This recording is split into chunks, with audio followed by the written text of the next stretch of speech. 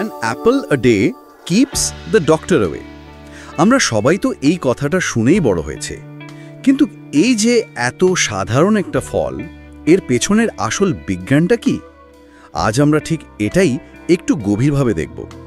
আমাদের কাছে বেশ কিছু স্বাস্থ্য বিষয়ক আর্টিকেল আর গবেষণা আছে, আর আমাদের আজকের লক্ষ্য হলো আপেলের খোসা ছাড়িয়ে এর ভেতরের আসল ব্যাপারটা জানা। আর এই ব্যাপারটা কিন্তু বেশ চমকপ্রদ। মানে এটা শুধু ভিটামিন বা মিনারেলসের মধ্যে সীমাবদ্ধ নয়। আপেলের আসল শক্তিটা হচ্ছে গিয়ে এর সব উপাদান একসাথে আমাদের শরীরে ঠিক কিভাবে কাজ করে তার মধ্যে। দারুণ। তাহলে চলুন শুরু করা যাক এর পুষ্টিগুণ দিয়ে।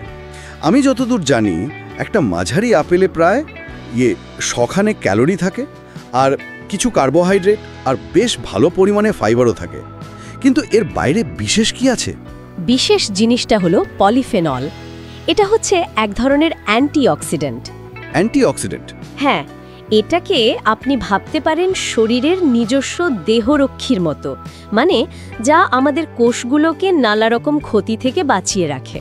আর সবচেয়ে মজার ব্যাপার হলো এই পলিফেনলের প্রায় পুরোটাই আর অর্ধেক ফাইবার থাকে আপেলের খোসায়। আরে বলেন কি! আমি তো অনেক সময় খোসাটা ফেলে দিয়ে খাই। তার মানে তো আমি এর সবচেয়ে জরুরি অংশটাই বাদ দিয়ে দিচ্ছি। ঠিক তাই, সবচেয়ে গুরুত্বপূর্ণ অংশটাই বাদ চলে যাচ্ছে। আচ্ছা, এই উপাদানগুলো শরীরের জন্য ঠিক কি কি উপকার করে? যেমন ধরুন, আমরা যে হৃদরোগের ঝুঁকির কথা শুনি। হ্যাঁ, এই পয়েন্টটা খুব জরুরি।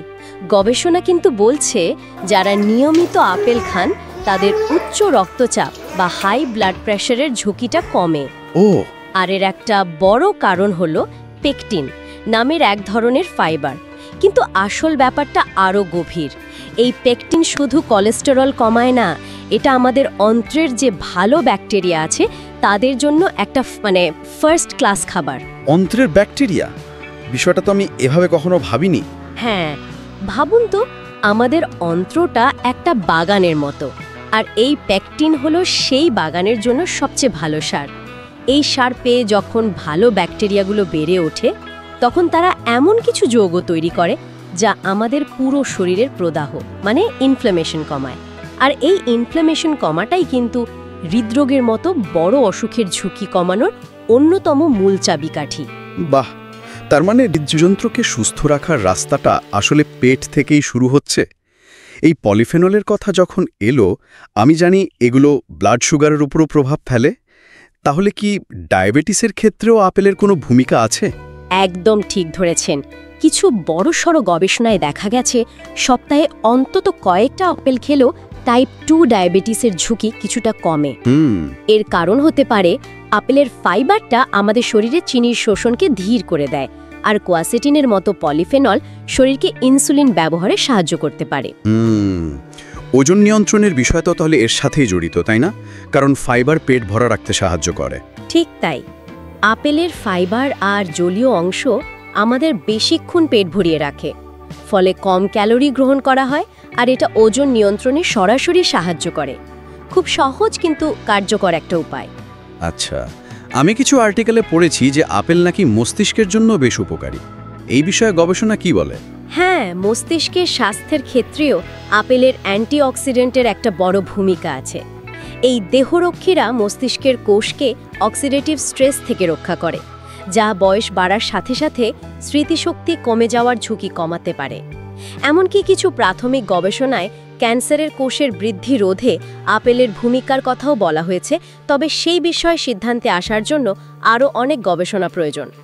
যাওয়ার আগে একটা শেষ প্রশ্ন, লাল আর সবুজ আপেলের মধ্যে কোনটা বেশি ভালো? এটা নিয়ে কিন্তু বেশ কথা শোনা যায়। সামান্য পার্থক্য আছে। সবুজ আপেলে সাধারণত চিনি কিছুটা কম আর ফাইবার সামান্য বেশি থাকে।